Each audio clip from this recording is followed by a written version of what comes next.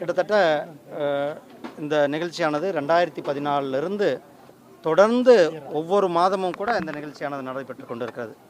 இன்றைக்கு கூட மாண்புமிகு பிரதமர் திரு நரேந்திர மோடிஜி அவர்கள் கார்கில் வெற்றி தினத்தை கொண்டாடுகின்ற இன்றைக்கு கார்கில் வெற்றி தினத்தில் பங்களித்த இராணுவ வீரர்களுக்கும் அவர்களுக்கு மரியாதை செலுத்துவதோடு அவர்களுடைய வீரத்தை போற்றும் விதமாக அவர்களுடைய வீரத்தை போற்றும் விதத்தில் உலகிற்கு எடுத்து சென்றிருக்கிறார்கள்.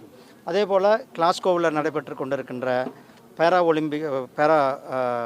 ஒலிம்பிக் அந்த போட்டிகளில் அதில் நம்மளுடைய பாரதத்தை சேர்ந்த வீரர்கள் விளையாட்டு வீரர்களுடைய பங்களிப்பை பற்றியுள்ள அதே மாதிரி ஜப்பான் பேட்மிண்டன் நிகழ்ச்சியில் அந்த போட்டியில் நம்மளுடைய சகோதரி PV சிந்து அவர்களுடைய வெற்றியை பற்றி இன்றைக்கு பேசுகிறேன். அதுபோல் ஒவ்வொரு பகுதியிலும் மரம் நடுவதனுடைய அவசியம், நீரை சேமிப்பதனுடைய அவசியம், உள்ளூர் பொருள்களை ஊக்குவிக்கின்ற அல்லது உள்ளூர் பொருள்களை சந்தைப்படுத்துதல் அல்லது மகளிர் சுய ஒதுக்குழுக்களுடைய பொருள்களை வெளி உலகத்திற்கு எடுத்து செல்வது, இப்படி இந்த மனதின் குரல் நிகழ்ச்சியானது நம்மளுடைய மாண்புமிகு பிரதமர் திரு நரேந்திர மோடிஜி அவர்கள் நேரடியாக நம்மளுடைய தேசத்தினுடைய குடிமக்களுடன் கலந்து கொண்டு அவர்களுடைய சாதனைகளை வெளியுறத்து கொண்டு வந்து கொண்டிருக்கிறார்கள்.